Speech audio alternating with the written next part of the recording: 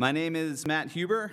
I'm an associate professor here in geography in the Maxwell School, and I'm also the co-coordinator of the Labor Studies Working Group, which has organized this event. Labor Studies Working Group is an interdisciplinary group of faculty members and grad students, and we're trying to elevate labor as a topic of both intellectual inquiry and social and political importance on campus. And we should say at the outset, we're very grateful to the Maxwell School for supporting our group through the 10th Decade Project on Work, Labor, and Citizenship. This event today is one of the banner events for that effort, and we're really trying to integrate notions of labor justice with environmental justice and global citizenship.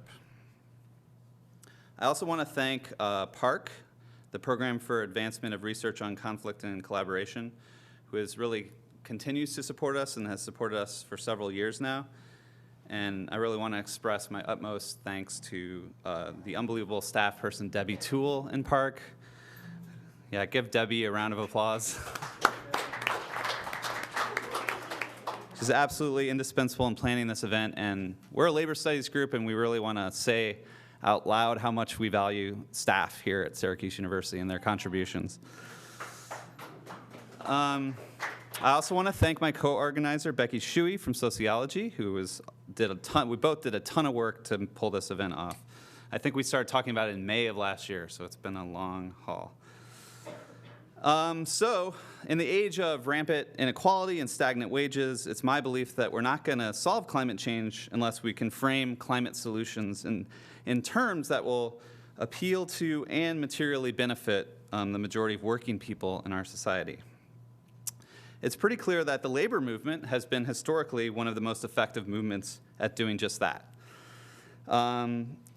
Yet, as we've seen this past fall and as we see currently today, there are significant tensions between the labor movement and its focus on jobs and environmental politics in general and climate politics in particular. So today we're going to reflect on those tensions and how they might be overcome. And I want to introduce our fabulous speakers, but at our last event, if you were here in the fall, we tried something a little unorthodox and new, and we kicked off the event by asking the audience if you guys have any questions, concerns about this topic. So rather than a kind of, my coffee's about to spill.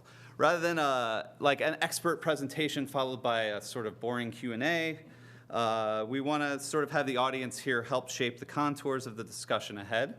So I wanted to stop and sort of ask you all if you guys wanted to pose any questions, if you have comments, or just sort of what you wanted to get out of this discussion. Carlo, yes. Oh, I have to speak into this thing? Okay. I spent a lot of time thinking about this stuff because I listened to Hot and Bothered, the Dissent Magazine podcast, Climate Politics for the 99%. But a few weeks ago, you had a guy on, or maybe it was like when you first started, I don't really remember, who was all about the Green New Deal. Mm-hmm. And in Radical Critical Geography, we kind of critique that idea a little bit because we see some of the problems with Fordism and Keynesianism vis-a-vis the environment, setting up this massive mass production, mass consumption complex that was sucking up all these resources and making it so that our lives and our ways of living were just like extremely dependent on really cheap natures. So how are we going to have like a Green New Deal to transition to like a renewable energy economy without setting ourselves up for a sort of locked-in form of metabolism, I guess you could say, that depends on pretty much cheap natures and also really cheap labor, like for the foreseeable future. Mm-hmm. Thank you, Carlo. Anyone else want to pose something? Brian. So was it last year we had Naomi Klein speak about her book, which I'm blanking on the... This Changes Everything. Yes, right. And the subtitle is like Capitalism versus the Climate or something, right? That. And I asked her, why she talks about capitalism, but she fails to talk about socialism or communism as actual alternatives. Yep. She gave me sort of a bullshit answer. Let's say wishy-washy. Yeah, that's what I meant. So I wanted to see if maybe we could bring that issue up today at some point. Any non-geography grad students want to talk?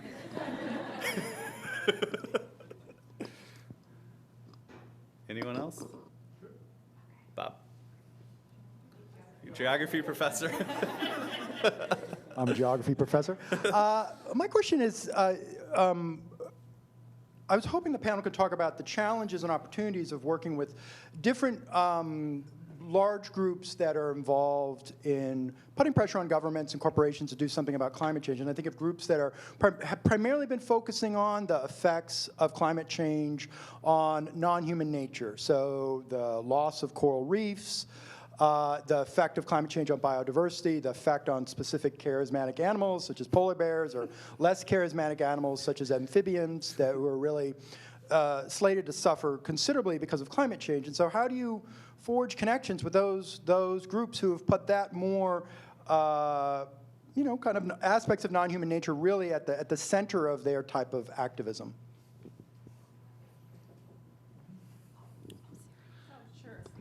Hi, Sarah Prelli from Political Science. So, I was hoping someone could speak just briefly about looking, on Earth Day 1970, right? They got help from the AFL-CIO, or one of the big labor unions, the Teamsters, I don't remember which one.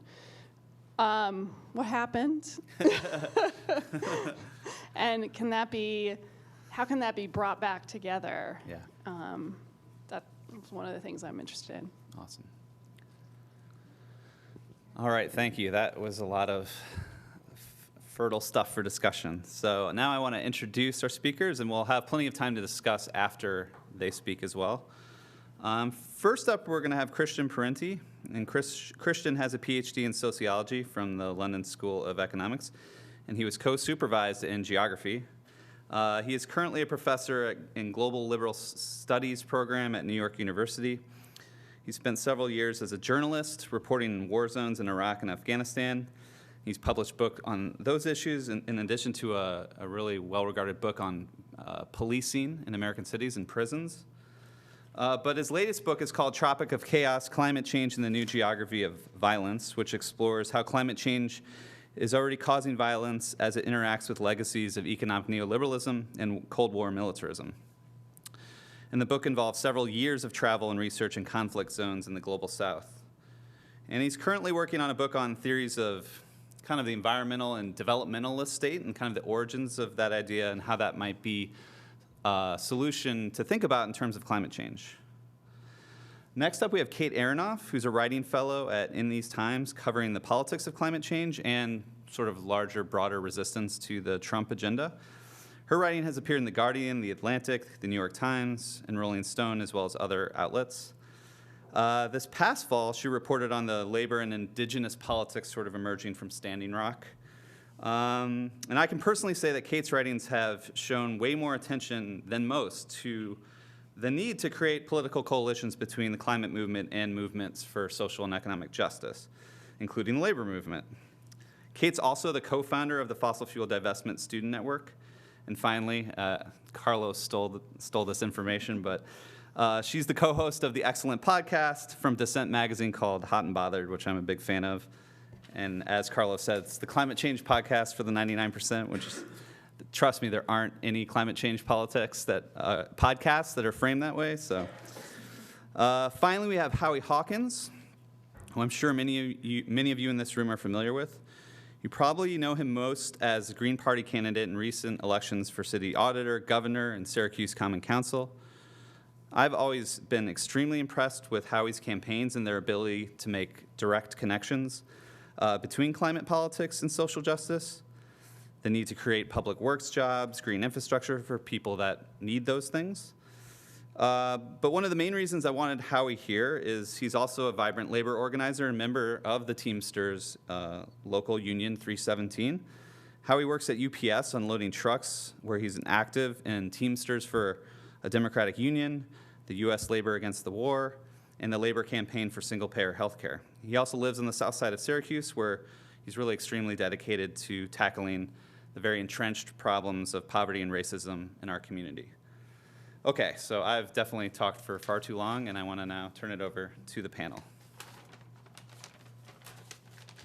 Christian. You said we're going to go in this order. Yeah, Yes. yeah, Okay. exactly. So, well, thank you very much for having us all to Syracuse. I'll just make a few comments and then address the questions, or they might come up in the midst of my comments. But so, you know, I mean, the terrible news is obvious to all of us, right? I mean, Trump is president.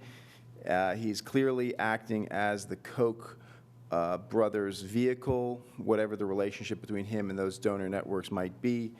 Scott Pruitt, as head of EPA, is a total disaster. You might have seen the report in the Washington Post this morning. The budget is proposed to go for EPA from $8 billion to $8.2 to $6.1 billion. They're already going to town on regulations, ripping the regulations around protecting inland waterways by taking the power of the federal government, taking away the power of the federal government to ensure that. And that is actually relates to one of the questions came up of the sort of like conservation groups and how could they connect to this. It's like, you know, habitat is part of working landscapes. Too often conservation groups think of habitat as being part of wilderness. Obviously, the more that rank and file conservation activists can think about habitat as being part of working landscapes, like milkweed at the edge of cornfields for monarch butterflies, I mean, that's just as important as maintaining the acreage of the forests that they reproduce in central Mexico.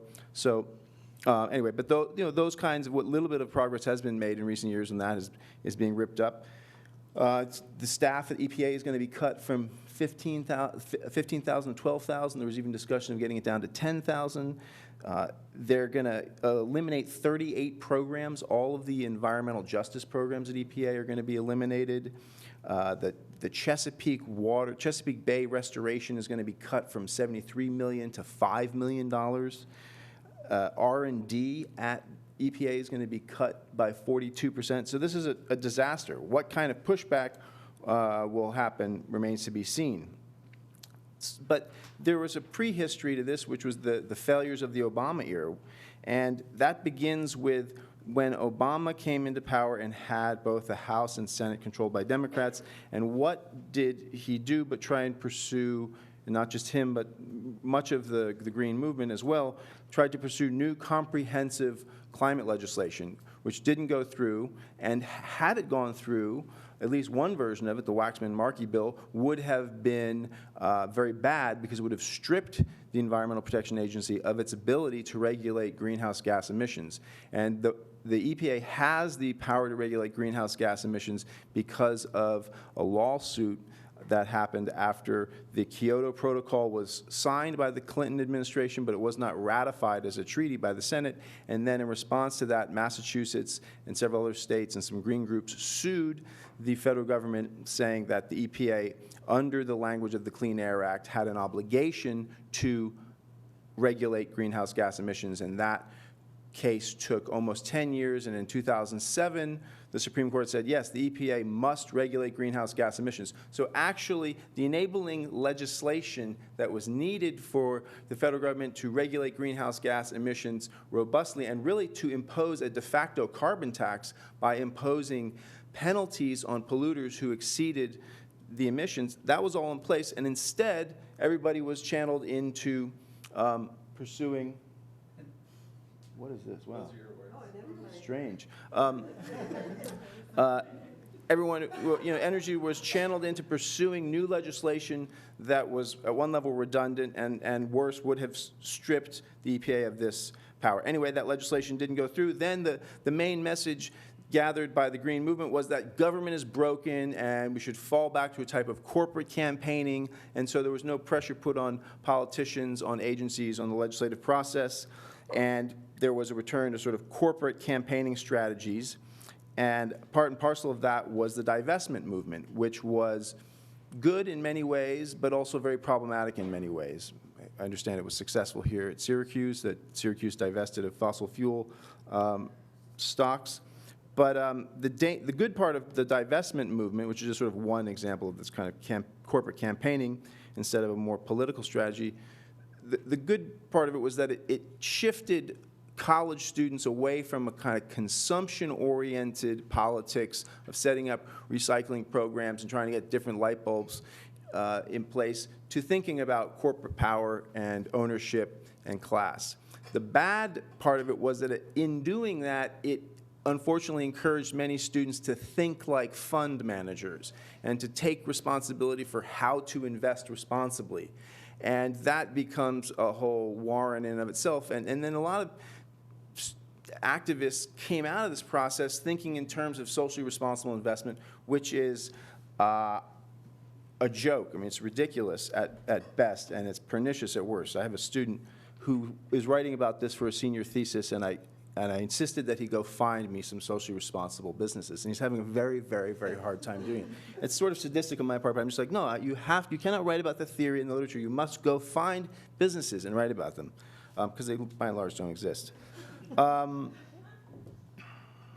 So, you know, that's what brought us to this moment. I mean, there was a shift in the Obama era that finally sort of, with the rise of the Keystone XL struggle, there was a shift back towards addressing infrastructure, blocking infrastructure. And this is very important and it's very effective.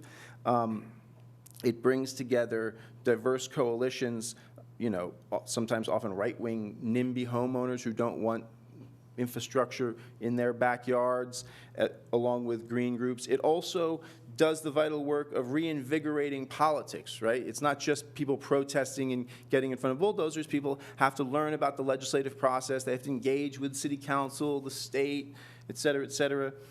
It builds alliances. I'm thinking in this example in Bellingham, Washington, where people fought successfully against a coal export terminal, and you know, you brought together like really kind of conservative NIMBY types, Greens, and one of the local Native American tribes. And there had to be real diplomacy between predominantly white Bellingham and the Native communities in dealing with, you know, what was this Native community's desires and needs. And what they came up with was the NIMBYs and the Greens agreed to back, I forget the name of the tribe, it was the Lemhi, I think. They wanted a casino and said, okay, we'll back you on that if you back us in opposing the coal terminal, because a lot of the tribes actually wanted the coal terminal. There was also a shift around Keystone XL towards targeting politicians again. I think one of the most successful protests in the Obama era was when Bill McKibben and others got arrested at the gates of the White House, and when Obama was targeted, and when people started talking about his children and what their future was going to be like. He did not like that, and he was forced to drag his feet on Keystone XL. But that's all been largely undone. In terms of labor, you know, I'm not a labor scholar, but I think the key fact in terms of labor's role in dealing with climate change is the fact that labor is on its knees, right? In the last 50 years, we've gone from a union density of essentially like 1 out of 3 workers to now 1 out of 10 workers. So that's a major problem. That limits labor's capacity to do much of anything. And we also have the problem of lack of a kind of anti-intellectualism that I think is rooted in anti-communism to some extent in much of the labor leadership. A friend of mine who works for UFCW as a staffer, researcher, told me that there was no email from the leadership of the UFCW after Trump's victory. He waited for weeks. There was no message to the staff or to the rank and file about like what this meant, how the union was going to deal. I mean, that's just one anecdotal measure of the lack of political engagement. I heard through the grapevine of another very prominent, important, dedicated activist in the Steelworkers Union who was involved in environmental movements and other social justice movements being asked to choose between this kind of disruptive activism and just the sort of business unionism that the steelworkers feel more committed to. There's the example of the Apollo Project, the Blue-Green Alliance. The typical instinct on the left is to be supportive of this and to engage in wishful thinking and cheer it along. But in reality, those efforts have always been pretty understaffed, pretty anemic, pretty ineffectual. So organized labor is, by and large, capable of convening meetings between environmental activists and union activists, but there's really not that much more going on, in large part because there isn't any vision around it at the top leadership, and there isn't real investment in it. There are contrary examples. I mean, SEIU gave a lot of money to help fund the People's Climate March. Unions have always, going back to the civil rights movement, invested, and as someone mentioned with the Earth Day, invested heavily in these non-labor struggles, have been key funders. Seattle, they played an important role providing space and providing money. There are small projects that are really interesting. The laborers union in the Mid-Atlantic region is has a training program for homeless people to train them. And I know that in the New York area, there's an effort to try and channel these new union apprentices into building green, LEED, and beyond LEED certified low-income housing. And the union is willing to actually lower the rate and not work at the typical union rate, but take maybe 15% less than the typical union rate only on these jobs. But even that struggle is very, very difficult to get through the union leadership of the laborers. This I know from a friend of mine who's the person who's doing the point work on that. I mean, but that's an example of the kind of ways that labor is trying to incorporate climate adaptation into its work.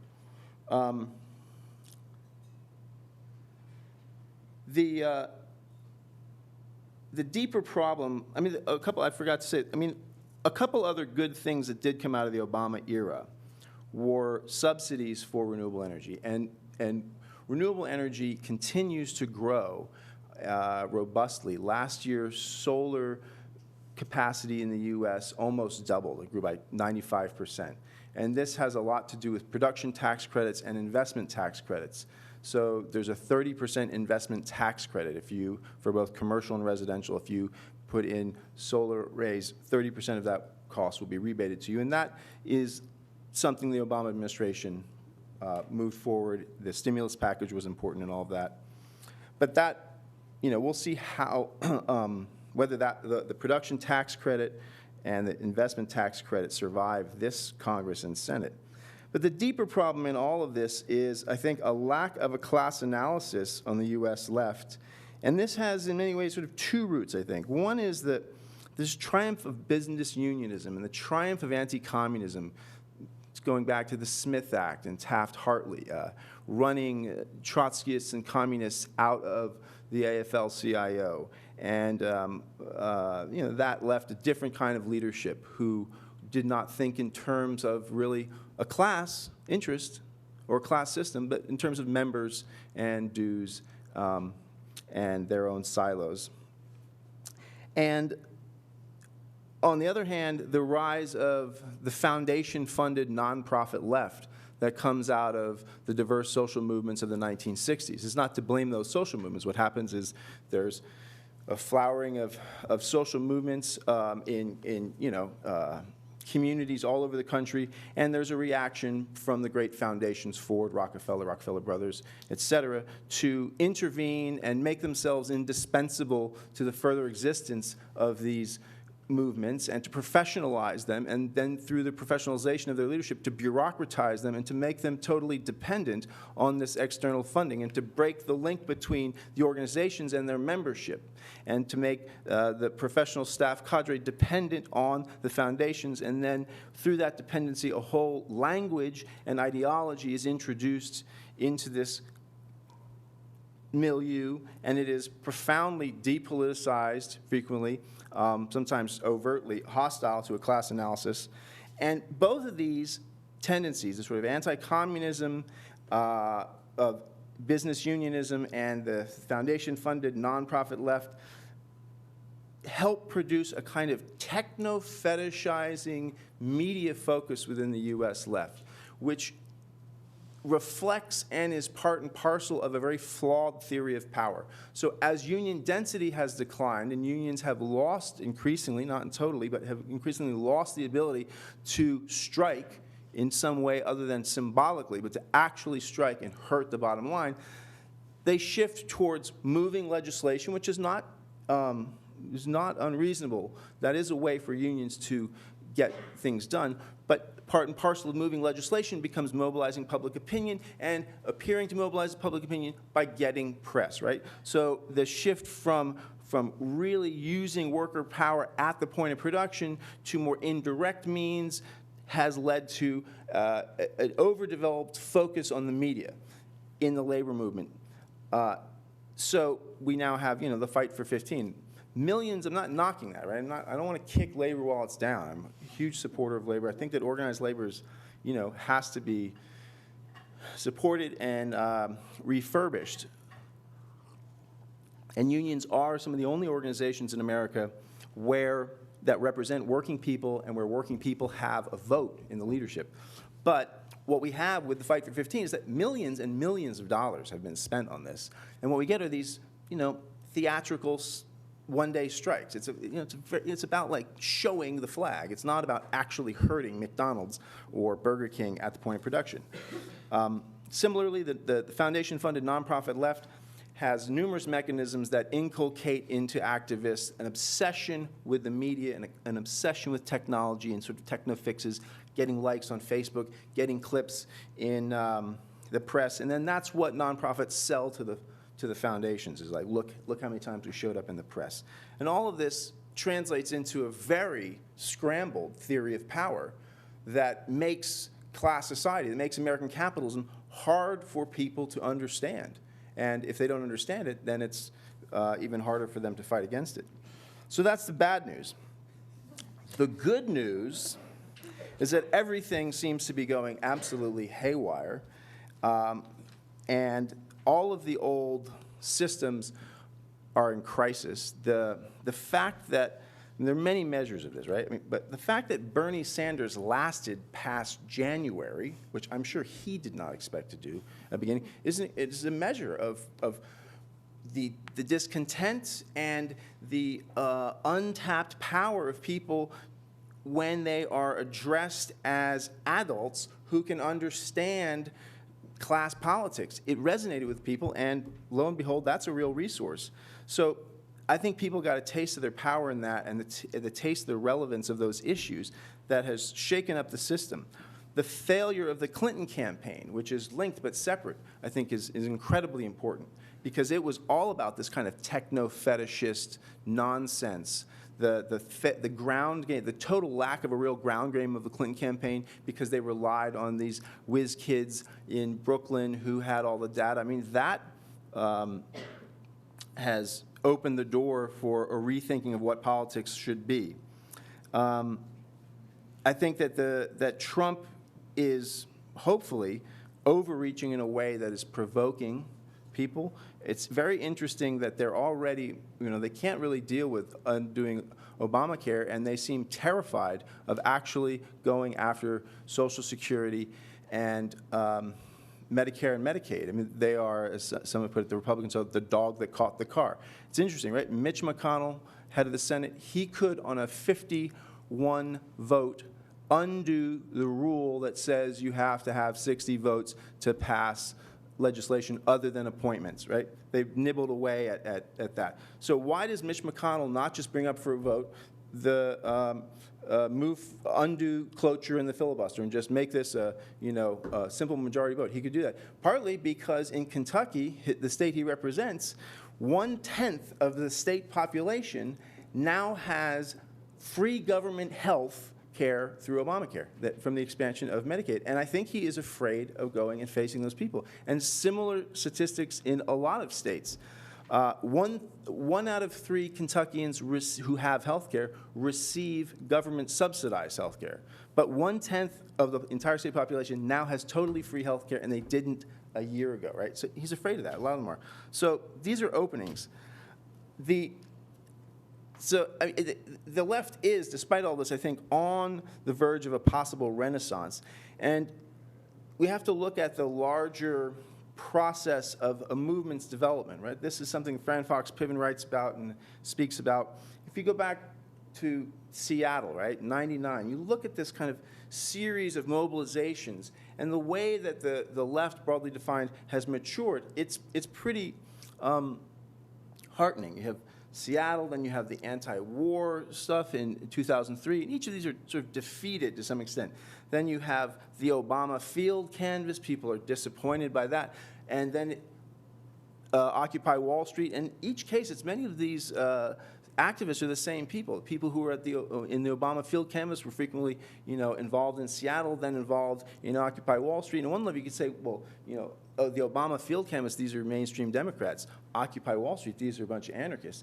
And then they show up in Bernie's campaign, and it's like, a socialist campaign, an American socialist campaign. So it seems that people are maturing, they're learning skills, their ideology, their ideas are developing, and I was very heartened that when the executive order on immigration came down, that the instinct and the decision was to go to the airports where people were being held, to the choke points, rather than, think of what could have been done, going to the federal buildings that would be closed down in the middle of the night, some symbolic target, or name the 3 banks that invest most in Xmark and the other private detention companies, and then go protest them, right? That easily could have been the targets, but instead it was airports, international airports, shutting down terminals. That is a level of sophistication and disruption and radicalism that also will help develop a different theory of power, and so that gives me hope. So I'll leave it there. And afterwards, I could talk about socialism and communism and stuff, but I don't want to go on when we have other people speak. Great. Cool. So I want to start off telling, sort of a somewhat parallel history to the one Christian laid out, and getting at the point of, why does it seem like the environment is so sort of the environmental movement is so out of touch with the interest of working people.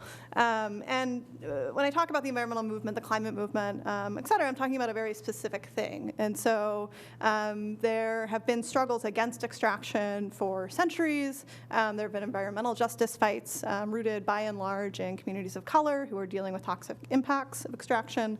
And so they have a sort of separate trajectory. So what I'm talking about here is kind of a specific set of institutions and larger sort of green organizations, which are very well funded, groups like the EDF. So in 1986, this guy named Fred Kripp, who I think his title now is CEO of the Environmental Defense Fund, he wrote an article in the Wall Street Journal, of all places, where he laid out something called third stage environmentalism. So if the first stage had been defined by a sort of Roosevelt, Teddy Roosevelt, John Muir-style conservationism, a second stage sort of inspired by Rachel Carson and an environmental awakening, and on a sort of practical level by sort of activist lawyers going out, suing big polluters, creating regulations like the Clean Air Act and the Clean Water Act, making those possible. The third stage was defined by a sort of spirit of cooperation, and the idea that you don't need to come into conflict with corporations in order to drive forward environmental reforms. So he laid out kind of a win-win scenario by which the environmental movement could operate. And so that's had a pretty remarkable effect on what sorts of campaigns and the styles of advocacy that the climate movement more broadly has pursued. And so you talked about Waxman-Markey, the cap and trade fight. This sort of comes out of it, this idea that we can invest more in kind of Washington staff, in lobbying staff, than in grassroots organizing, than in generating grassroots support. And what comes out of this are these sort of techno fixes, things like cap and trade, things like a carbon tax, which have virtually no impact on working people's lives. Try to explain how a carbon tax or cap and trade works to someone, not in New York or Syracuse, just off the street. So try to explain A, how it works, then B, why they should care about it, and what the positive impact on their life will be. Very hard to do. And so we have decades of an environmental movement defined by these sorts of strategies. And that does a couple of sort of damaging things. It keeps us from thinking about the power of corporations. And it also makes no sense when we now have to deal with the climate crisis. The most recent estimates are that we have to keep some 70% of fossil fuels underground to avert kind of the worst, most catastrophic impacts of global warming. There's no win-win scenario with the fossil fuel industry in that case. You can't sort of collaborate with ExxonMobil, with Chevron in crafting climate solutions, because their modus operandi is to dig up as much coal, oil, natural gas from the ground as possible and ensure that it is burned. And so, the environmental movement really, if it's taking seriously what climate solutions need to look like, has to be on a collision course with the fossil fuel industry's business model. And one other thing this does is it makes actually the rights case for us that climate is something which is the province of people like Al Gore, people like Elon Musk, folks who are sort of jetting off to Davos, meeting with big bankers, meeting with a kind of global elite establishment class, and that this is their sort of concern. My concern is, putting food on the table, putting a roof over my head, having a job, and that's very different than a climate movement which is defined by these kind of technocratic solutions, which. If you're listening to this and think this sounds like the Democratic Party and where that sort of ended up in the last 30 years, then that's exactly right. They're in sort of similar places. And both, I think, are in need of kind of a realignment of sorts to figure out, how do we actually get the things that we need? And of course, dovetailing with this trajectory of the climate movement has been just 30 years of neoliberal assault and capture and attack on organized labor. And so, when fights like the Keystone XL come up, when infrastructure projects come up, which are toxic and deadly, unions will kind of grasp onto them because the government has been so sort of averse to spending, has been averse to creating infrastructure projects, that they'll kind of grab onto anything that's there. And that's, it's easy to kind of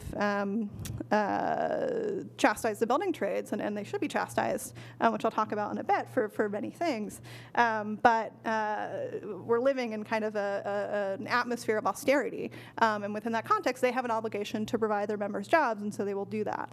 And so, you see this come to a head in places like Standing Rock, where you have these really pitched battles between certain segments of the labor movement and other parts of the labor movement that expose these really interesting fissures when we're talking about the environment and where different parts of labor come down. So in a letter, I think this is just after an easement was denied, or just before, sometime back in the fall, Terry O'Sullivan, who's the general president of LIUNA, Labor's International Union of North America, wrote this really sort of aggressive letter targeting specifically other labor unions. So I think the people he was talking about at that point were SEIU, National Nurses United, the Communication Workers of America, Amalgamated Transit Union, and maybe the Postal Workers. I'm forgetting the fifth one.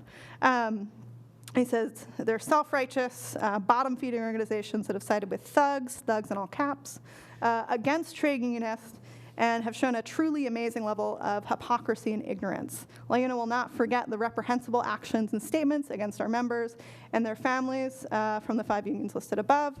Brothers and sisters, for every action there is a reaction, and we should find every opportunity to reciprocate their total disrespect and disregard for the health, safety, and livelihoods of our members. So that's one labor union leader to other labor union leaders.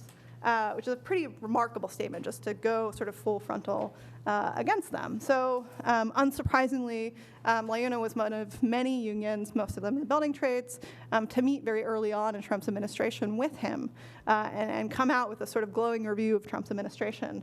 It said, Terry O'Sullivan said, his election is a new day for the working class, and that Trump has shown that it is not difficult to put country above politics and create an energy-independent America. So while you have leadership of these unions siding very aggressively with projects like the Dakota Access Pipeline, there's also signs of dissension within their rank and file. So several LIUNA members participated in something called Labor for Standing Rock, which was an encampment within the sort of broader Oceti-Sakowin encampment, one of the largest at Standing Rock. LIUNA City Employees Local 236 unanimously passed a resolution in support of water protectors at Standing Rock. citing their belief that there would be more and better sustainable jobs if we invested in other types of energy that were not fraught with so many accidents. And part of what's so, sort of an aside, part of what's so kind of frustrating about this kind of jobs versus the environment framework is that, of course, the people who are water protectors are showing up, indigenous folks, environmental activists, are working people too. The building trades do not have a monopoly on who gets to be a working person. And so, you know, it is unfortunate, especially when these unions can sort of say, well, it's jobs versus the environment, and be able to say, not inaccurately, that the environmental movement has been an elite project for the last 30 years, which its public face would sort of bear out. And so I want to talk just a little bit about, you know, what do green jobs entail, sort of coming out of this, because there's this idea within the climate movement that green jobs can just be this thing that happen, and if you're in an extractive industry, a high carbon industry, you can just, you know, pick up and get a green job, and that's how it works. You know, there's these rosy figures that come out almost every week about solar employment, how many jobs the solar and wind sectors are creating, and the fact is that many of those jobs are not green jobs. They could be, or not good jobs. They could be good jobs, but as of now, many of them are not. And so I was sort of surprised in reporting to find out that many of the unions who build pipelines are also the unions that build wind turbines and who install solar panels in some cases. And I was talking to this worker who had built pipelines for years, as a LIUNA member, and he said, you know, if I am going out to build a pipeline, there's no question that I'm going to make all the money I need for the year. I'll probably make, you know, somewhere in the neighborhood of 6 figures, working less than a year. And it's steady work. I can go out, there aren't that many work stoppages, and I, you know, am very sure to bring home a good check at the end of the year. When I go out and build wind turbines, that's not the case. I will bring home less money, the work is less steady, more calls for interruptions, and it's just a worse job to go out on. And part of what he said is that he actually blamed this on the leadership of LIUNA, and said that, you know, when the sort of norms were being crafted for how pipeline jobs are built, labor was, comparative to what it is today, very strong, and negotiated very strong contracts for what those jobs look like, whereas this sector is relatively new in a time when labor is so constrained, and so union leadership did not negotiate strong contracts for folks who are going out and building wind turbines.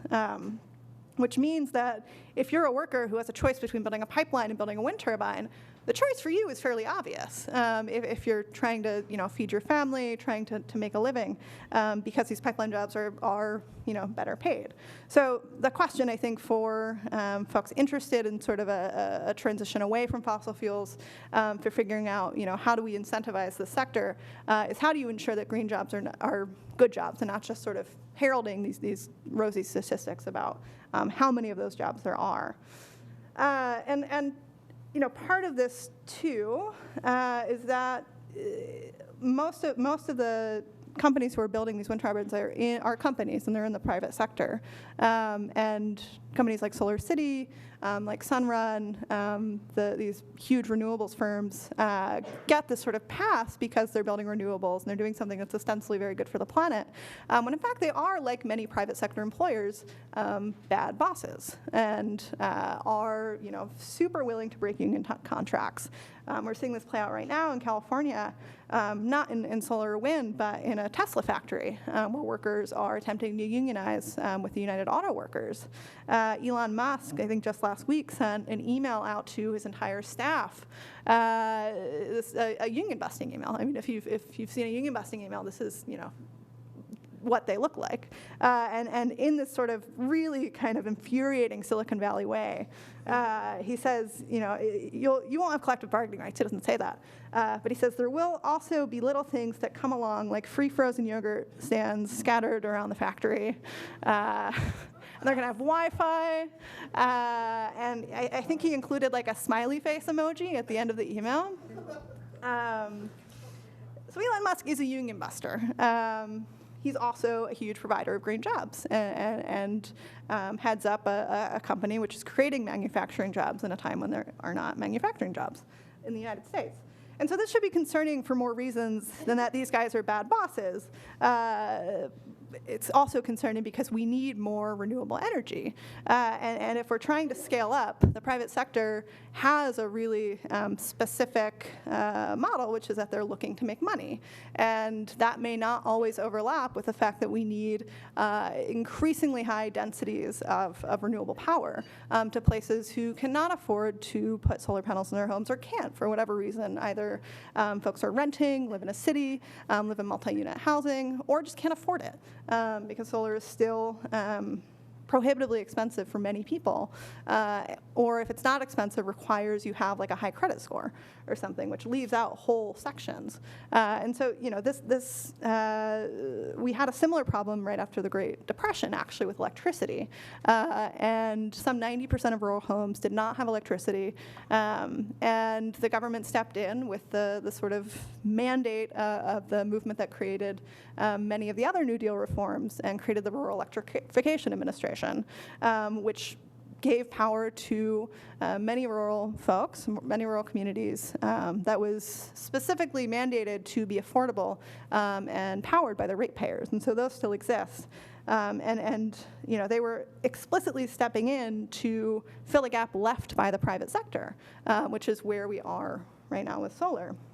And so, you know, thinking about this whole array of things, part of what incentivizing this transition looks like and breaking down the idea that a transition away from fossil fuels is not in working people's interest means really defining what a good green job is. And to do that, it's not just about who's hoisting up wind turbines and who's installing solar panels, but also the sectors of the economy, expanding sectors of the economy which are already low carbon. So education, for instance, arts, you know, people who run libraries, and service work, nurses, people who, you know, provide vital care to parts of our society are already doing low carbon work. And it's actually where the most growth in the economy is happening. And so, you know, kind of redefining what we think of both as both as a green job and what we think of as a good job. And it's no surprise that some of the unions that have come out most in support of water protectors at Standing Rock against extractive infrastructure are in these low carbon sectors. So nurses, transit workers, home health care aides, these low carbon unions are sort of mapping out what does, you know, what does being a labor union that's on the right side of climate change look like. And so, you know, putting this kind of in the context of what this looks like under Trump, who threw kind of a spike in the climate and labor movement alike, the issue right now isn't just to make sure that environmentalists and unionists get along, right? These are both, as of now, fairly marginal parts of society who, if you combine those forces, it's not going to be Trump alone. And both are kind of facing an existential threat in terms of, you know, national right to work legislation potentially coming down the pipe any day now, and the overwhelming existential threat of climate change, which Christian laid out.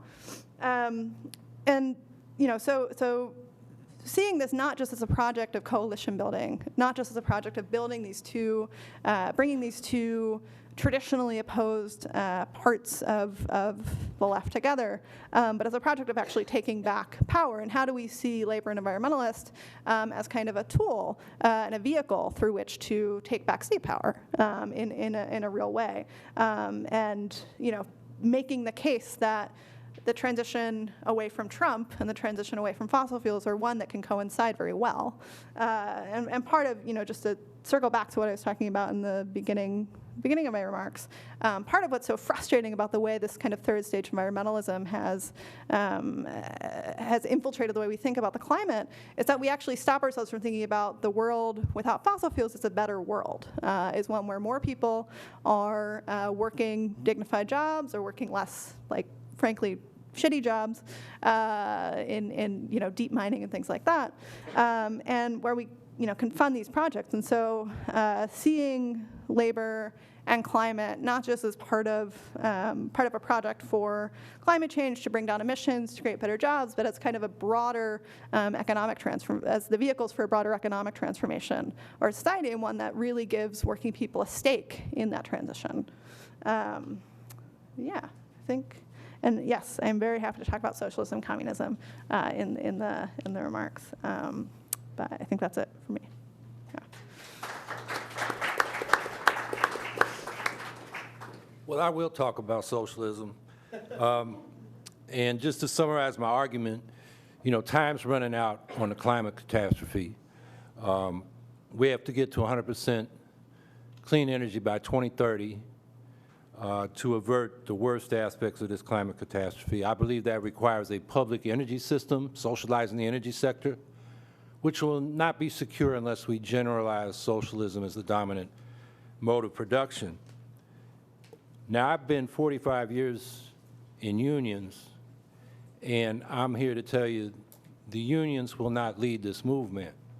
There will be sectors of the unions, there'll be rank and file organizations, but not institutionalized labor unions. They'll be dragged along by labor, the working class, which is much bigger than those people who are organized into the unions. And I believe to do that, we need a left independent political party that will go into the unions and reform them, go into the unorganized working class, even more importantly, and organize them, and help the working class develop its self-confidence that it can take power. Because the way the society is structured, corporate society is three classes: the capitalist class, the middle class, and the working class. And as Christian was pointing out, the left, the labor, the nonprofit, so-called left, that is run by the middle class. And they have class interests, and it's not working people's interests. So my conclusion is that everybody who's serious about this should be serious about building that left political party. So where are we now? We're in Trump time, and I think we can say that Trump is making America last again when it comes to clean energy and the jobs and economic activity that will provide. And I say again because, as Christian pointed out, Clinton, Gore, in Kyoto, they watered down the standards, and then they never pushed it on the Senate. They didn't think they could get it passed. Bush was AWOL. Obama was all of the above and pushed frack gas and oil worldwide and boasted about this country becoming a net exporter of oil. And so we haven't really had a government committed to serious climate action, and now we got Trump, who's a loser when it comes to this question. Him and the GOP, they're losers, to use his own terminology. They're setting us up to lose to the EU and China on solar and wind and the clean energy technologies. And so, some people say, well, we got to have a restoration of the Democrats. At least it won't be crazy. It may be not enough, but it won't be crazy. But where were the Democrats on Standing Rock in the last few months? Silent, except for a couple of them. So the bottom line is the government hasn't been doing enough on climate change by any means. And I'm not going to go into the details. I think most people here are familiar with the general carbon budget analysis that says basically, if we start moving in 2010, we have to cut carbon emissions by 10% per year to stay below 2 degrees Celsius. And then there's James Hansen with a paper 4 years ago now, saying that 2 degrees is catastrophic. We got to push it down below that, 1 degree. We've already passed 1 degree. We're going to have carbon sequestration by organic agriculture and reforestation, fixing carbon into the biosphere. And in that paper, which was written in 2013, he said we have to do it at 6% a year to get there by 2030. So the longer we wait, the faster we got to go just to meet that benchmark, which is, technically feasible. We have these studies by Mark Jacobson and his colleagues, including the study for New York with a lot of people from, I know Cornell and SUNY Binghamton. I don't think any SU people are on that, but it was New York State people where, you know, economically and technically we can go to 100% by 2030 in the state. So that doesn't even account for in the carbon budget analysis the much more potent greenhouse gases of methane, which fracking has made worse. And if the tundra melts and you get methane hydrates out of the Arctic Ocean, we could have a methane bomb. And then we've got the nitrous oxide problem. Methane is 105 times more potent than carbon over 20 years. Nitrous oxide is 300 times more potent as a greenhouse gas over its 110-year half-life. And that's another greenhouse gas bomb that we may be, you know, pushing the tipping point over. Nitrogen fertilizer has been the main source now, but as the oceans warm, you get more plankton, more decomposition, more nitrous oxide release. When the tundra melts, more nitrous oxide release when the bacteria decompose that biomass. So, you know, we're in a bad place. And what that means is we need a World War II type scale mobilization, you know, where the state played a major role in steering industry toward the war objectives in that case. In this case, it has to be clean energy. And as I said, that will require a public energy system. You know, we were serious about that right after the Arab oil boycott.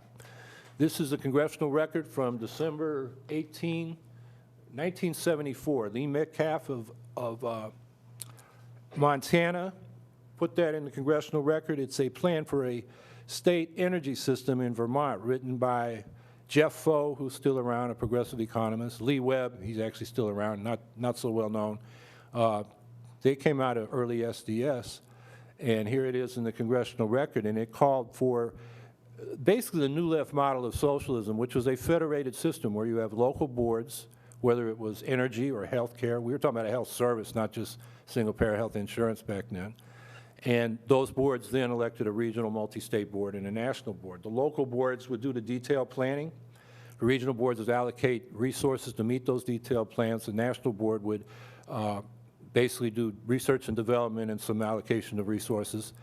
And it wasn't just electricity, which a lot of people focus on, and taking over your power utilities. They were talking about taking over Exxon, Mobil, Texaco, Chevron, all the big oil companies, and having state fuel companies. And then the earnings from those fossil fuels in that model would have been used to start building renewables. We thought we had a lot more time back then, avoiding nukes, which was a big fight back then, and providing energy at cost, because we had a real, you know, that was the years of inflation and a real high cost to gas and other forms of energy, utility bills. So it was a cost issue back then. Today, it would mean you use the earnings from fossils you're still using in the transition, and instead of like Exxon or Chevron, reinvesting them in more fossil fuel extraction, you reinvest them in renewables. That's what we need, because we can't leave this in the hands of the incumbent power companies, extractive fossil fuel industries. You know, their whole vested interest is in continuing what they're doing. And so there's just no way to get this clean energy transition done without socializing the energy sector. That would be my argument. And to be clear, just because a government agency owns it doesn't mean it's going to do the right thing. A good example is Statoil in Norway, a nice social democratic country. They use their fossil extractive industry profits from that, oil in the North Sea, and they're invested in fracking.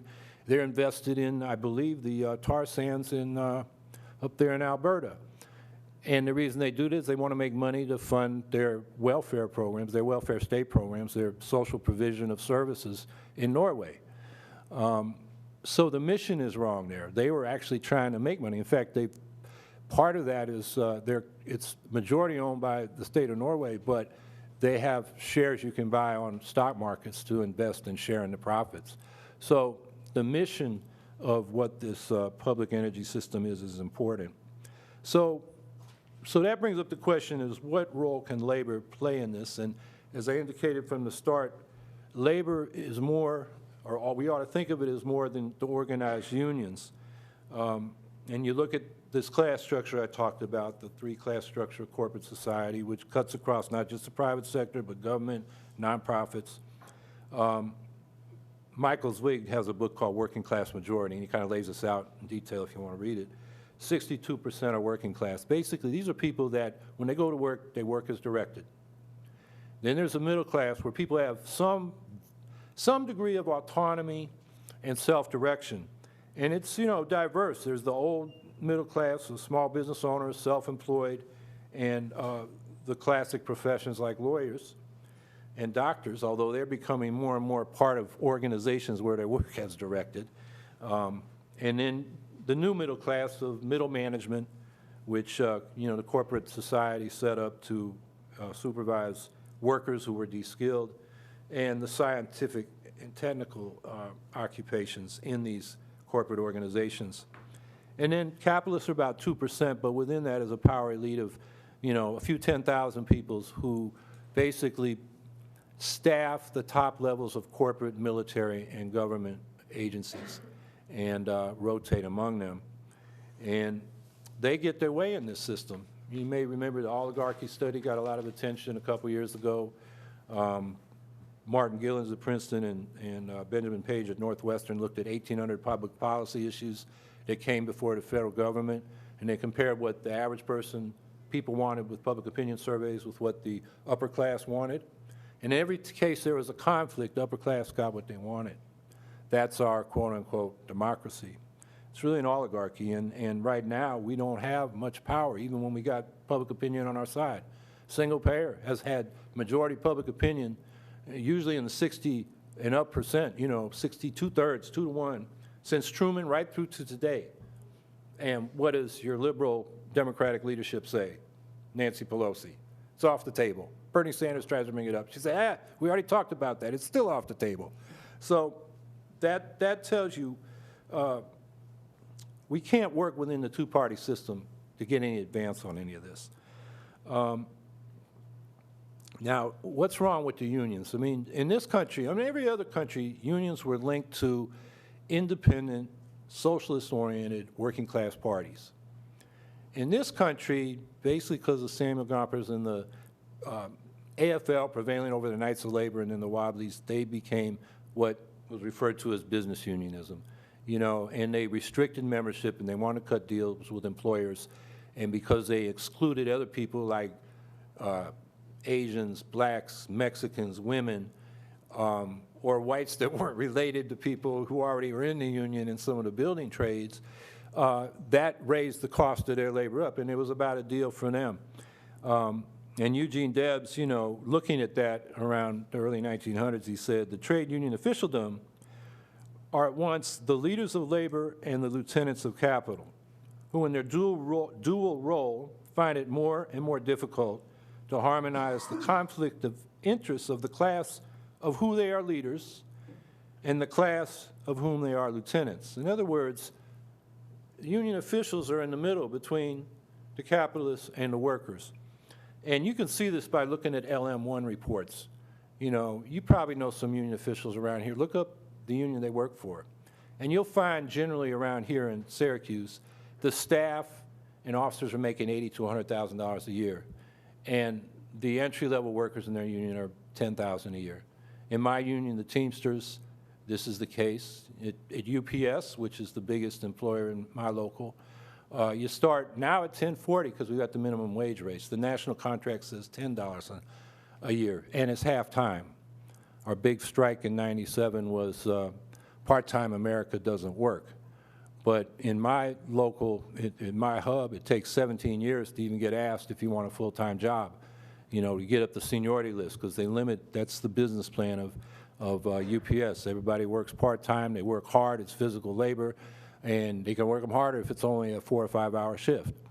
So these people are making $10,000, so your union guys running the union are making 8 to 10 times more than most of their workers, because there's a high turnover and people don't last long.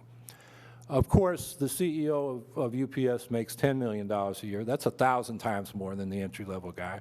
So that kind of gives you, you know, there you got the working class, the middle class, and the ruling class.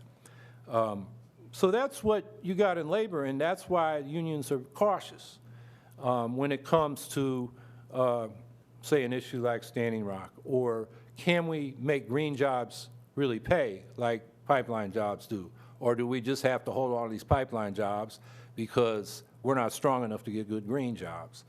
I mean, I ran as part of a slate of delegates for our international convention last year, and they saw my name on there, and right away they said, oh, you got arrested wearing your Teamster jacket at Seneca Lake. You know, they want to do gas storage up there. I was with a bunch of veterans. I'm a former Marine, and I had my Teamster jacket on, saying, oh, you're going after Teamster jobs. I said, no, there are more jobs than green jobs. And I sent back a chart. This is on Facebook, you know, Scuttlebutt, you know, showing you get more jobs from all the different renewable categories than you do from oil and gas and pipelines. And so, you know, I won the argument, but you can see where they were coming from. They like wanted to say, you environmental, you know, environmentalists are against Teamsters having jobs. So that's just, you know, I'll give you a few more stories. I don't know, how much time I got? About 5 minutes?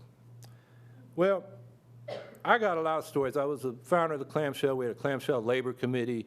Basically, rank and file construction workers knew we were right. They'd prefer to do clean, green jobs. I was doing it in a worker co-op at the time. You know, energy audits, solar for the high end because there was tax credits, insulation for the low end because there were subsidies. But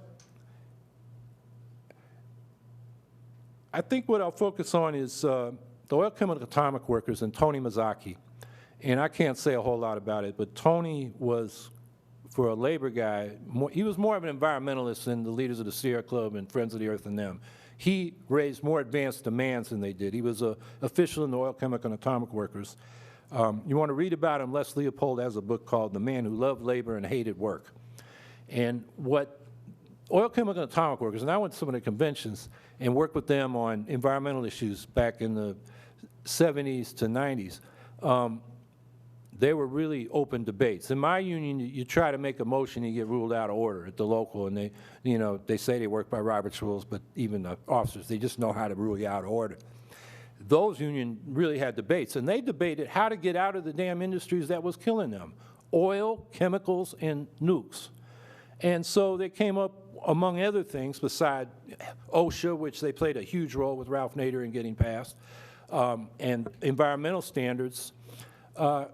They came up with the idea of, if we're going to get workers to go for clean energy, we have to make sure the transition is just.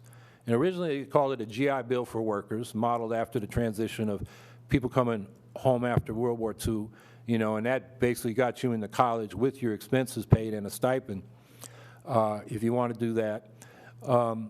And, you know, other things like, you know, being able to get a home loan. And then they called it a super fund for workers, which I like best. You know, Tony used to say, we got a super fund for corporations that can't afford to clean up their mess. We need a super fund for workers who are going to lose their jobs because we got to get out of these industries into cleaner ones. And it eventually became just transition, which sort of sounds bureaucratic to me. But anyway, so that's just to underscore the point that there are people within the labor movement we should be working with. But to expect institutionally for them to lead the way toward this energy transition, you got, you know, like this clown at the labor's union insulting other unions. I know the guy that pulled together the coalition, Sean Sweeney, with Trade Unions for Energy Democracy, pulled together CWA and the nurses and SEIU, and, you know, and said we're going to oppose these pipelines. And, you know, they get attacked. And, you know, that's another thing. Solidarity is supposed to be a big thing in the labor movement. And the Trade Unions for Energy Democracy say, you know, we want good green jobs, and we want to work with you on that. And the unions, the trade and building trades are just saying, we're going to keep what we got because we're not confident enough that we can win good contracts and good conditions in the green energy sector. So in the 5 minutes I have left, I just want to make the case for independent political action.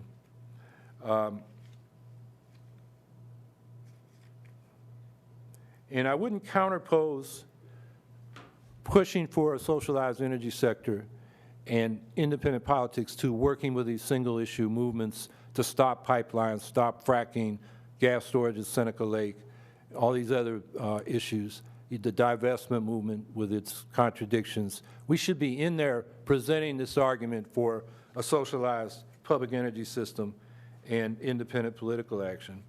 And we need that independent because we need a clear alternative to the Democrats. You know, a Democratic restoration after Trump is what? It's what happened in the vote, you know, not just that Ellison lost, but that they voted that they would take corporate PAC money, which really isn't that much money, given all the dark money and super PAC money out there, but it's symbolic. They're saying our coalition includes corporate America, and that's not a independent working class socialist kind of politics. So it's just not going to happen there. The Democrats have been the graveyard for progressive left movements since the populists. And I believe the left disappeared when the Communist Party led the left, along with the labor movement, into the Democratic Party in the 30s, saying we'll have a center-left coalition against the hard right, the fascists they were worried about. At that time, Hitler and Mussolini, and they called the Republicans fascists. But, I mean, we had that, take the anti-Iraq movement.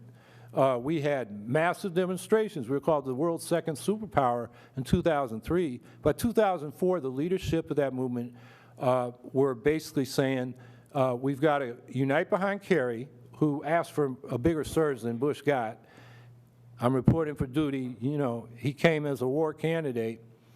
And their slogan in 2004 was not end the war, it was against the Bush agenda. That was United for Peace and Justice, the mass anti-war movement. That's where that kind of coalition politics with the corporate liberals ends up. The left ends up doing the trench work for the corporate liberals.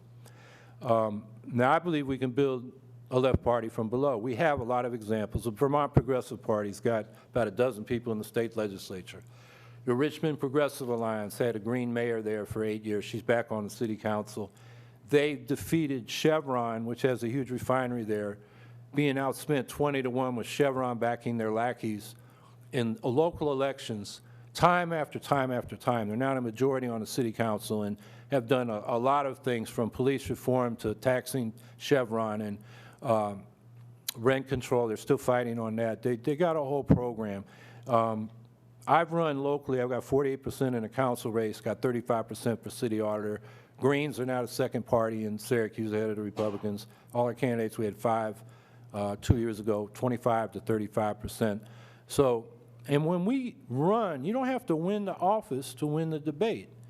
I mean, in Syracuse, the Citizen Review Board, the living wage, the non-discrimination based on source of income like Section 8, I mean, all the progressive legislation, me or other Greens raised in campaigns before they became law. In fact, I want to declare victory right now against Cuomo, because when I ran against him in 2014, a whole lot of policies I advocated that he was opposed to at the time he's now embraced, like $15 minimum wage, a ban on fracking, tuition-free at public colleges and universities, 100% clean energy by 2030. We got the Assembly to pass a bill to study that last year, and now Cuomo's looking at it. The only beef we got right now is he only wants to do it for electricity, which is about a quarter of the carbon footprint in the state. We want it for the whole energy system.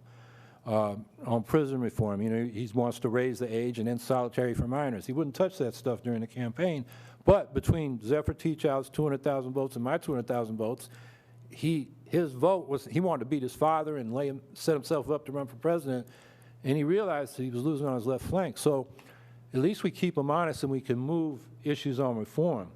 But transformation, of course, means we have to get power. And you're looking at me like I'm out of time. So I did want to talk about the importance of internationalism as part of this, and what it means for trade and greenhouse deals. But let me close with this point. And the brother said about a Green New Deal, it just can't be a new version of Keynesian capitalism, because it's not really going to deal with the environmental problem. And, you know, I would say that if we can win a clean energy revolution, we open up a whole another set of problems that can deal with what you said. Because clean energy, once you've built the infrastructure, the sun shines, the wind blows, the rivers flow, you know, the ocean tides come in and out, that's energy that is near zero marginal cost. You just got to maintain the infrastructure and capture the natural energy all around us, which brings up the question of income distribution as we displace work. And really, the question of a steady state economy, which the classical economists, Smith, Ricardo, J.S. Mill dealt with. And we have, people dealt with J.M. Keynes, he dealt with it, economic possibilities for our grandchildren. And Lewis Mumford, I think, best of all did. And, they were talking about a socialized economy that produces sufficient, isn't compelled to grow like competitive capitalism is, and distributes what we produce fairly. And I think that's the question, that if we can get to this, save ourselves from climate catastrophe and get this clean energy in there, then we got that problem to deal with, which would be a lot more fun to deal with and less scary than what we're dealing with right now.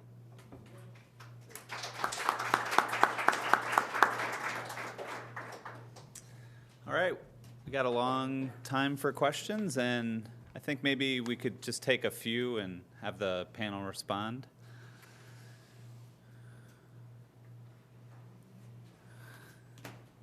Sarah. Yeah, thank you for all your comments, first of all. I have a lot of questions, but I'll just one for the comments. Oh, yeah, sure. I think there's this tendency when we face these kinds of crises to kind of focus internally. So on the left, the three of you have really focused on problems internal to the left, or even the environmental movement. And I think what gets lost is the bigger context sometimes, which is an extreme movement to the right of the Republican Party, the extreme partisan polarization at the elite levels, not as much, but to some extent in the populace too, on the environment, and then the extreme numbers of veto points in our political system that allows small sets of interest groups to kind of capture politics. So we don't get the majority preferences getting translated into public policies like they did in the 1970s through the environmental movement and the majorities. Both parties were, quote, environmental parties at that point, except, to some extent, or at least they tried to call themselves that. So I just feel like, like the criticisms of the environmental movement, I think, are fair enough, except that the environmental movement was never one movement. It was always a radical movement and a much more mainstream movement, and it's continued to be. I mean, I worked for Greenpeace. We were against the first Iraq War. We were against the NAFTA trade agreement. And there's always, as you guys know, there's always the left of the movement. So I think the question is, the story is not so simple like the movement became professionalized. It was always professionalized. There was always professionalized parts of it, and there were always more radical kinds, And so I think that story is a little, anyway, I feel like it's a little more complex than that. Carlo? Oh man, that was really great. Thanks for all your comments, especially Howie. Thanks for taking up my question at the end. I noticed people are using these phrases. I picked up on little words and phrases. I guess I'm mildly autistic. Not that there's anything wrong with that, but we seem to say techno-fetishism. That's a thing, and then also technocratic solutions to climate policy. We have this thing where we don't want things to be technical. We want them to be social. And I understand it's like a panel on labor, so we want to make it about things that we can actually do as workers, as social people. But what's the place of technology as a liberating force beyond the world of, let's be honest, shitty work, shitty jobs that nobody should have to do, that machines could do for us? But I'm not going to put words in your mouth. But should we just throw out technology? Because that seems to be where we're going. Big data is something we don't understand, so we're going to chuck that into the bus, and we're going to go back into the streets. And, we can use, I don't know. I don't want to put words in your mouth. But. Yeah, Marcy, over here.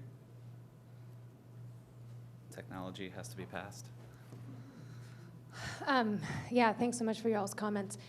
I'm wondering if you all could address another tendency in the environmental movement. Kate, your history was so useful. And, there's also this history of very explicitly anti-worker kind of Malthusian politics, which sort of the longer I've been within the environmental movement, the sort of more I see under different guises. It's usually not so explicit as, kind of population bomb type arguments, but it's still very much there. Sometimes even within sort of like deep ecologist sorts of positions.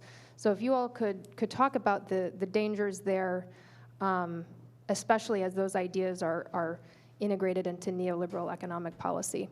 Because I do worry that there's a sort of silent maybe idea that certain members of the neoliberal elite have, which is, there's a surplus labor population, that's really inconvenient, maybe we could sort of let climate change evolve for a while, but, cut it off before it, collapses the entire system.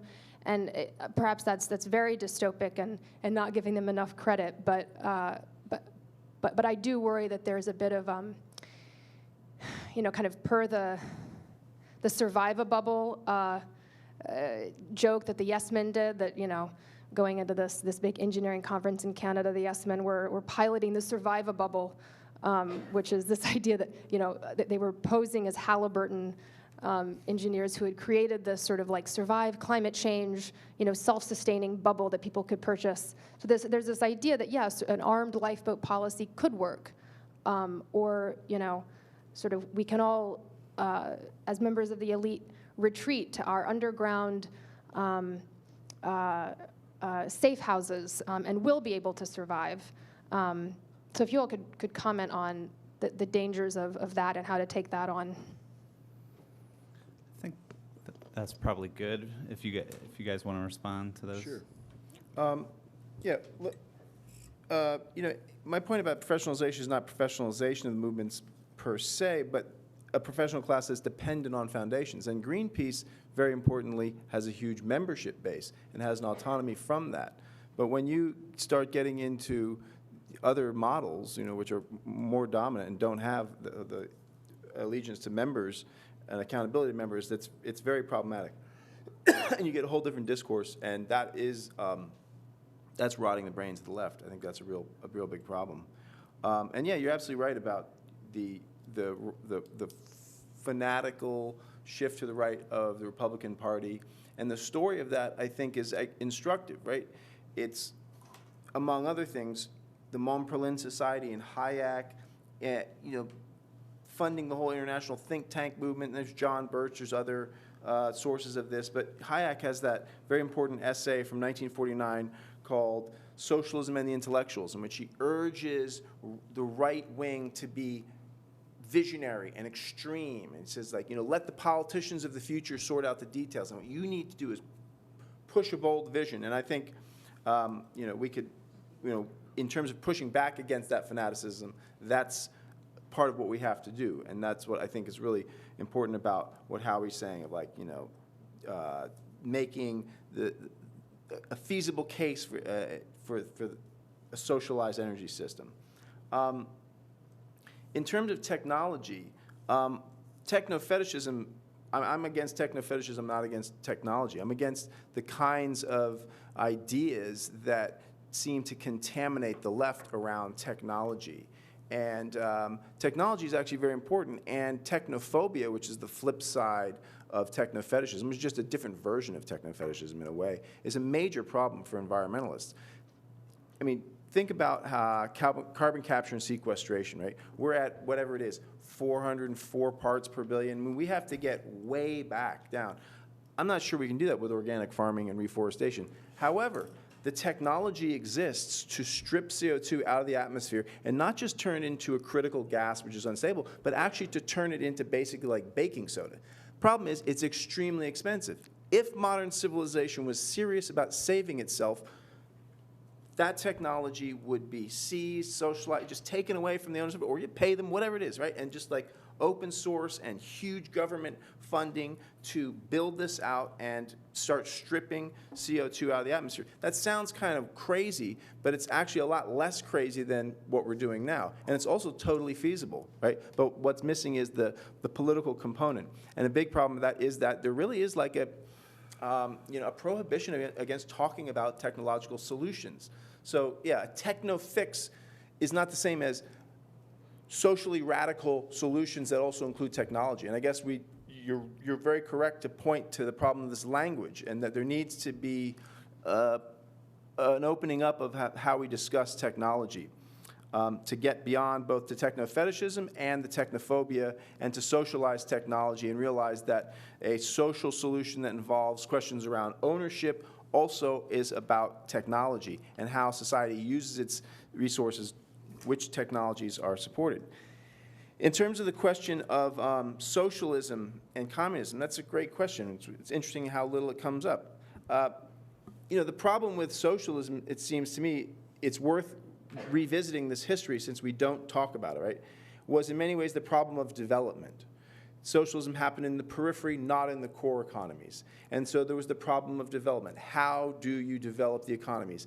And that gets down to the question of how do you motivate people to work? Che had this whole idea of the new man, right? That people will be motivated not by material concerns, but by love for humanity. That's kind of nonsense, right? So what actually existing socialism did was it substituted economic terror, the economic terror of unemployment and hunger, for political terror. It's like you work or you will be punished, That eventually, as, actually existing socialism with the Soviet Union at its heart gives way to an increasingly democratic system. There's less and less terror, and there's also then less and less productivity, and the joke emerges, right? We pretend to work, and they pretend to pay us. And socialism, as Gilbert Achcar says, it won the war of quantity but not of quality. And there was one of the great complaints was the crummy nature of Soviet and Eastern Bloc technology. The other problem that socialism faced, actually existing socialism, was the problem of external aggression, which then provokes the response of internal security measures, which means more repression, right? So the crucial role of repression in building actually existing socialism led to the loss of consent around these systems at home and the loss of legitimacy internationally for the whole set of ideas. And when these problems are dealt with morally, I think we overlook the fact that I'm not exactly clear how you're supposed to do this, what you would do about these problems. And I think that the Latin American left has confronted this, and that's why, much to the dismay of many high-minded assistant professors who are very ultra-left, they have opted for democracy in a mixed economy, in part because the dirty work of coercion is done for you by the market, Evo Morales in Bolivia doesn't have to say, no, you have to keep working. This economy must develop. The market says that for him, And democracy has helped build legitimacy. I mean, sometimes it's not enough. There was a famous case in Bolivia where a hit squad of, I think, about 5 or 6 guys, some of them Croatians, because there's a big Croatian diaspora in eastern and the lowlands of eastern Bolivia. They have soybean ranches, and they were very important to the opposition. And a hit squad came in, and the Bolivian secret police found them in their hotel room and shot them all. And everyone was like, this is outrageous, this is human rights abuse. It's like, yeah, it was a human rights abuse. They should have been put on trial. But they were there to kill the president, and they were found out, and they were shot. Luckily, they don't have to do that much of that in Bolivia, and so there's legitimacy around the system. But those are the key problems that we don't want to deal with, because we don't want to deal with the question of, violence and legitimacy, and we don't want to talk about it. We should assume you can do this some other way. And I'm not clear. When I'm saying I'm not clear how you do it, I'm not saying, oh, socialism would and should have repression. No, it's just like it wasn't necessarily some failing of the ideas or failing of the people. It's like I'm not sure what Fidel Castro was supposed to do. Not put people in jail, not create militias. I mean, I'm not sure how that would have worked. So anyway, what we have now is this inadequate, pink wave of mixed economy and democracy. But I think that though I would like to see a more robust form of socialism, running a place like Bolivia is not as easy as it looks. And Evo Morales has halved poverty. He's doubled the size of the economy. There's huge problems of cutting deals with the same opposition, soybean ranchers, growers, who otherwise would be up in arms against him. They're, being brought into this kind of Andean, Amazonian developmentalism, as the vice president, Garcia Linares, puts it. So those are some of the key problems, I think, around socialism and why we don't talk about it. I mean, socialism and communism. I mean, if you mean socialism, social democracy, we're talking about a mixed economy where a lot of the dirty work of repression is done by the market and by inequality. And maybe in the future we have to think about the utilities. Now I sound like a right-winger, but maybe we have to think about the social utility of inequality in a socialist society. Maybe some version of coercion and incentive is necessary, but that the bottom tier of that isn't homelessness and destitution and hunger. In terms of a Green New Deal, which I'm sort of sympathetic towards, I think that it could involve new rules for labor, expansion of decommodification of things like education and as much of the power production. That in terms of the question of cheap nature, which is Jason Moore writes a lot about this. I think he comes up with that term. Howie touched on this. There's one form of nature which will always be infinitely cheap, and that is energy, right? The Earth is bombarded with more energy than human civilization has used every single day. So if we could increase the energy content of more and more of production and be entirely dependent on solar and renewable energy, you could imagine how a Green New Deal could overcome the problem of cheap nature. But in the short term, absolutely, right? What would a Green New Deal do? Provide good green jobs. Well, what does that mean? It means people want hamburgers, right? And they want shrimp cocktail. And that means the mangrove swamp somewhere else gets turned into a shrimp farm. So, but there is, if we're serious about this future, I mean, technology is central, right? The increasing of the energy content of more and more of the goods of life, like food, would mean also an increase in the technology used. So we'd have to think about, vertical farms, right? These exist, but they're extremely expensive and they use enormous amounts of energy. But if the energy were clean and essentially free, okay, then you've got this massive expansion in productivity. And with increased productivity, then you've got the redundancy of labor, then that gets into the question of, guaranteed income. You can imagine how these problems could be dealt with reasonably. It's a lot to follow up on. So I'll take this sort of rosier turn toward addressing the socialism question, which I hope we'll get into the other questions that were posed, which were really good question. So, I mean, Rosa Luxemburg called it 100 years ago, right? It's socialism or barbarism that we're sort of faced with. And I think this gets to something which is kind of hard to sort of get at when we're sort of in our bubbles of only thinking about, the left and where we find ourselves, which is that the climate movement is much, much bigger than anything. It needs to be something much, much bigger than anything we've sort of conceived of it as being before. And I think it only really makes sense within the context of a hegemonic project. And where that sort of is directed now is, looking toward the 13,000 people who voted for an avowed socialist in 2016. Looking, toward sort of record numbers of support for a higher minimum wage, for broadly progressive programs, for single-payer health care. This is not, a marginal project anymore.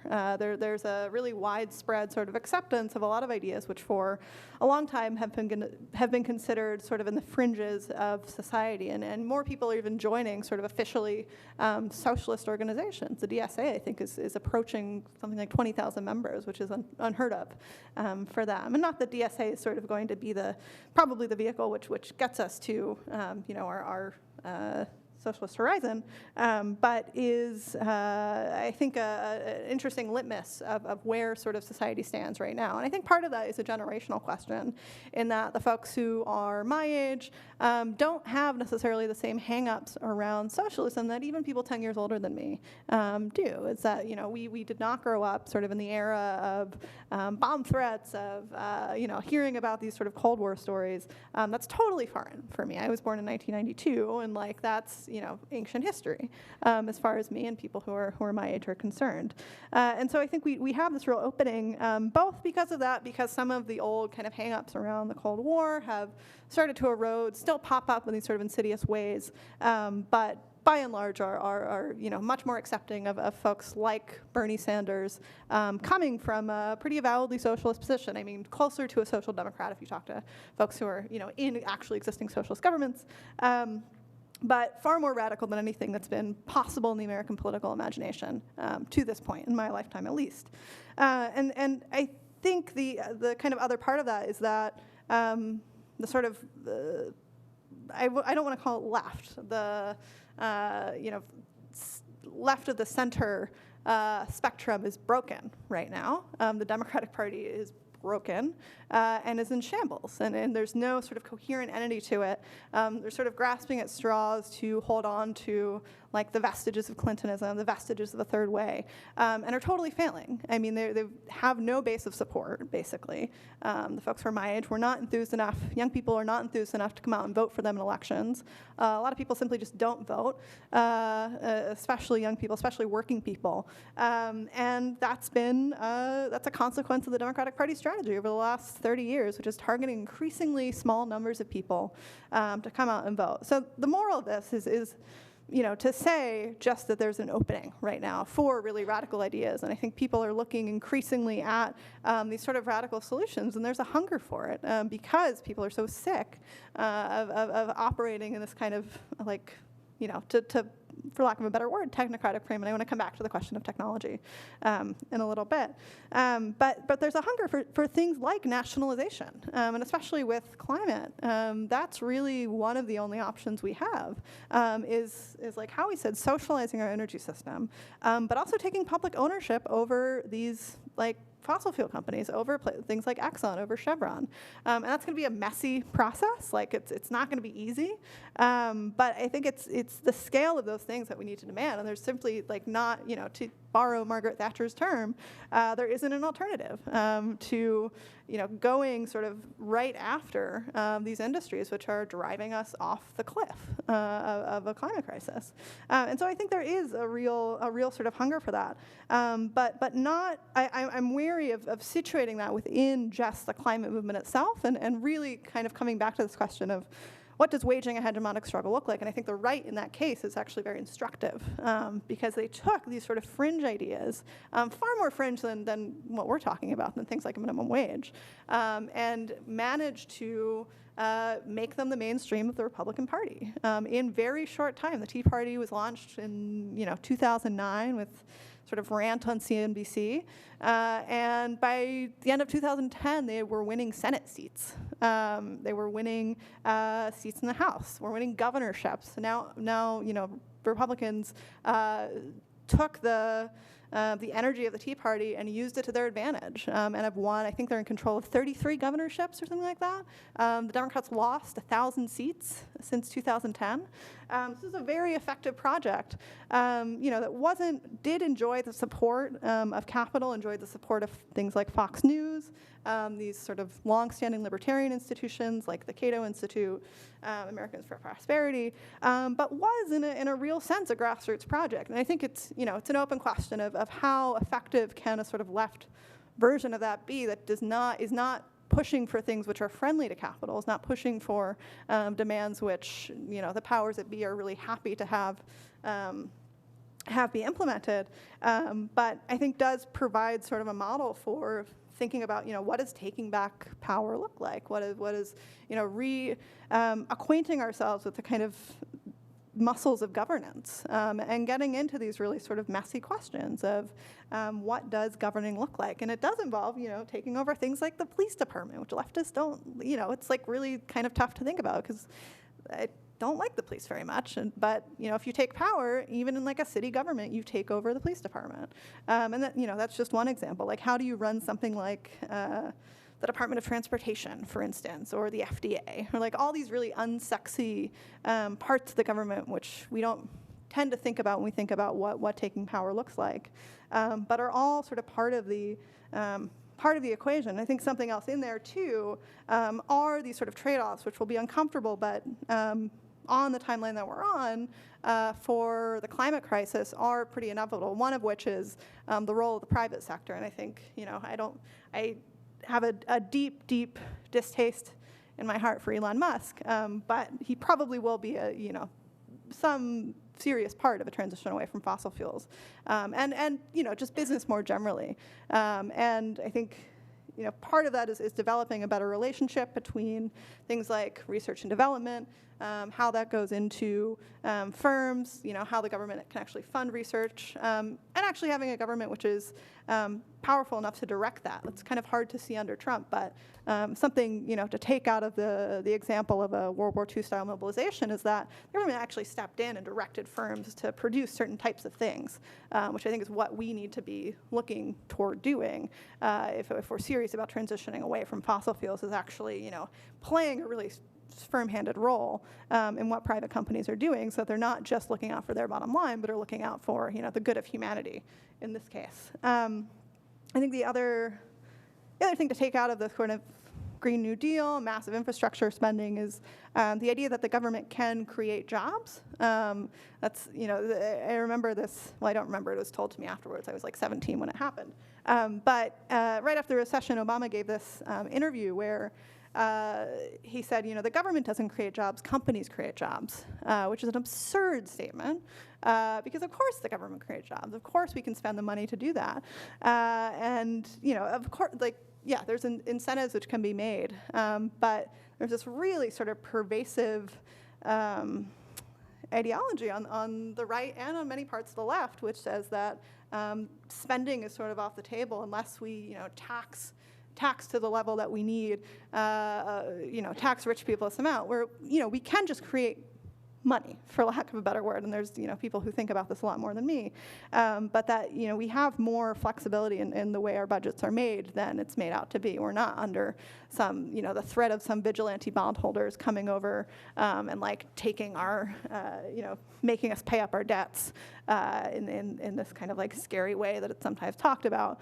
But I think that's a real question to be engaged with, and as an argument for, having the climate movement, as it were, situated in this bigger project, which can start kind of chipping away at some of those ideological constraints, which are real barriers to transitioning away from fossil fuels, like the way we relate to spending and budgets, and the kinds of projects we think the government can.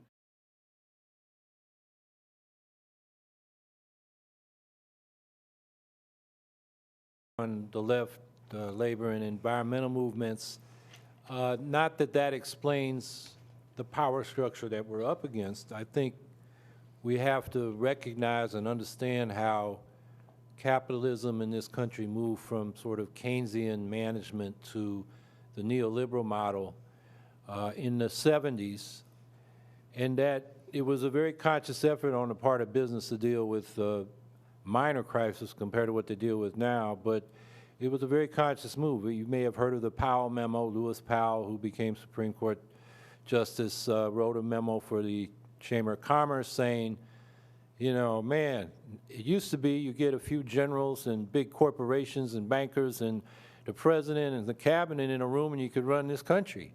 Now you got to deal with black people and women and environmentalists, and it's, and we got to cut deals with them, and it's, and especially that Ralph Nader. I mean, that was, what Powell was talking about. So they organized the Business Roundtable. I mean, basically the capitalist class became much more consciously organized. I mean, they had their institutions, the Council on Foreign Relations and so forth. There's some good books on that. And they went on the offensive. You may know of Jeremy Rifkin, who's written about technology and hydrogen economy. He's a sort of business consultant, does a lot in the EU now.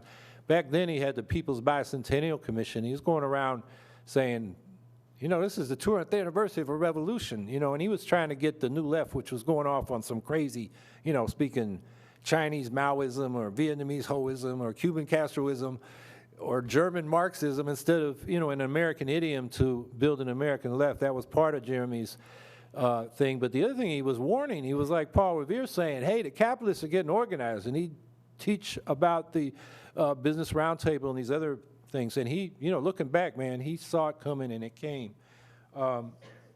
Now, I think what we've got now is a power structure, you know, you mentioned divisions within it.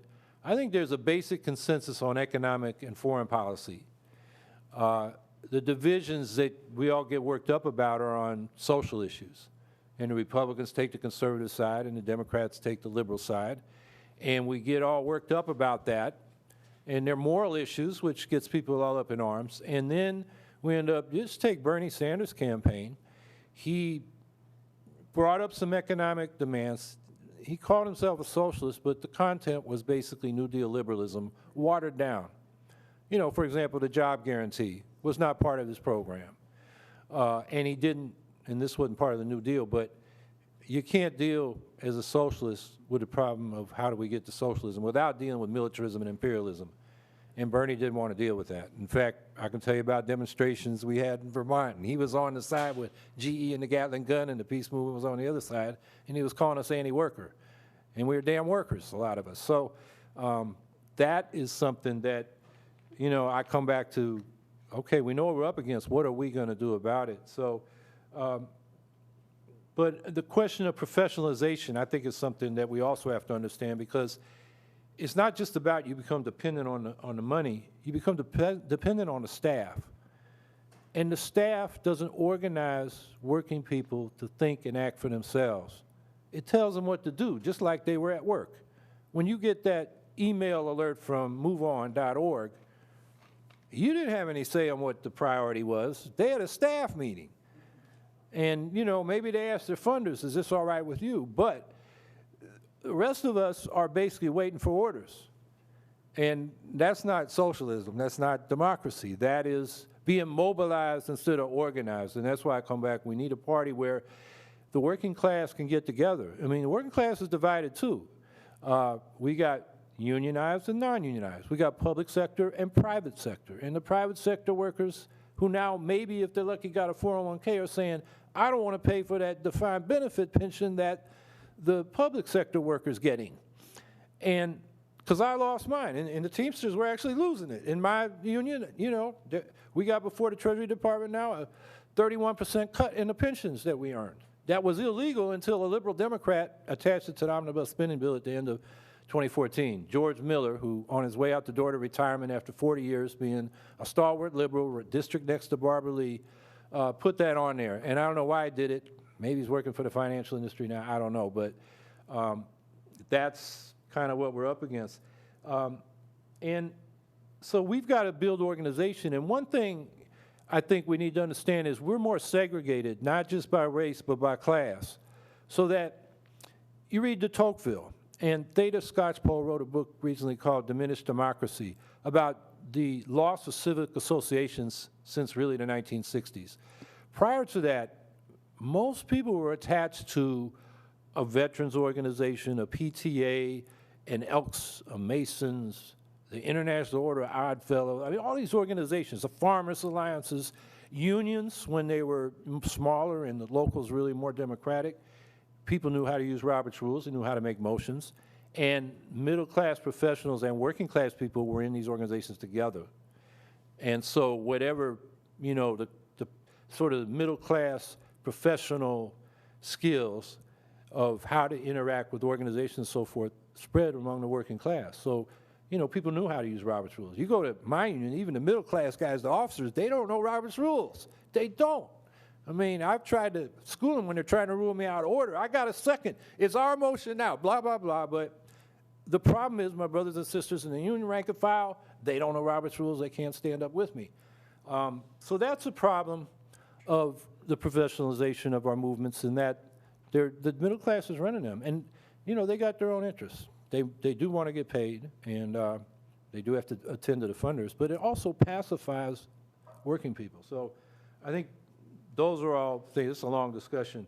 On technology, I'm basically an optimist. I worked with Murray Bookchin very closely for about a decade, you know, post-scarcity anarchism, the toward liberatory technology. I mean, we were for automation as a way to getting toil off our backs and into a clean technology that was ecological and also enable us, free us up for craftsmanship. I mean, you know, I think Murray's favorite socialist was William Morris, you know, who had a vision of socialism where you make crafted, durable products that, you know, you can use for generations, which is a kind of ecological vision. The Malthusian issue is big. I mean, I was involved in a big fight with Earth First back in the 90s, who were, you know, saying some really nasty things about immigrants and AIDS. And, you know, they were environmentalists who, we convinced them, you know, in the argument that it wasn't politically smart and it wasn't policy smart. And, you know, they began to understand that, you know, feminist ideas about population control, giving women freedom and education and resources lowers the birth rate better than, you know, an AIDS epidemic, is which, you know, David Foreman said at one point. We won that argument. We won that round. But you also have racists who use environment as an excuse for their racist agenda. And that's more a fight than an argument. And then on the question of these socialist models we've been talking about, I kind of think, you know, Marx gave us the outline and the critique of the Gotha program, where basically you have one sector of social provision where those goods and services are free and everybody contributes, that's your taxes. And then you have another sector which the goods and services are rationed by your purchases. It's a market, and your labor contribution defines what you can purchase. The difference is you're not exploited. You don't have a capitalist taking part of the value you created. You get the full fruit of your labor. You give part of it to the common provision of these free services, and the rest you can spend as you want. And I think, at least in a developed country like the United States, that's what we need to do. I think Garl Perowitz has a lot of interesting things to say on that, in that, you know, he's written about this. He's part of that New Left model I was talking about, decentralized, federalized forms of socialization that was very democratic. But he says, we don't understand how we're going to do this. We got to build this road as we travel. We need to be experimental. It's one thing, federalism in the United States gives us an advantage. We can start doing things like when socialists take over the police department. Richmond, California, under Gail McLaughlin, the Green mayor, they got a police chief that was into community policing, living in the hood. They had a policy that cops could live in public housing for free. One Blackfoot Indian came down from Montana, took a job as a cop, moved into public housing. He's now the chief of police. And they reduced the police shootings. You know, Richmond was like the Oakland police where the Black Panther Party for Self-Defense started. Same guys, recruited from Alabama, Mississippi back in the 40s, 50s, 60s. Bad tradition, real nasty cops. And they had basically about a 90% turnover of the police force under these new police chiefs, under the Richmond Progressive Alliance. Got a whole new attitude, community policing. Cop shootings went way down, the murder rate went way down, and they got the gangs engaged in community programs and so forth, and ways of making money besides dealing drugs. You know, Steve Early has a book just came out called Refinery Town that has a chapter on this, and he had an article in the Washington Monthly recently, if you want to read more about that. So I think, you know, the kind of dilemmas that Christian was talking about certainly exist, particularly in a poor country, but, you know, we're in a position where we have the resources where if we socialize, we're not spreading scarcity, we're figuring out how to spread abundance. So.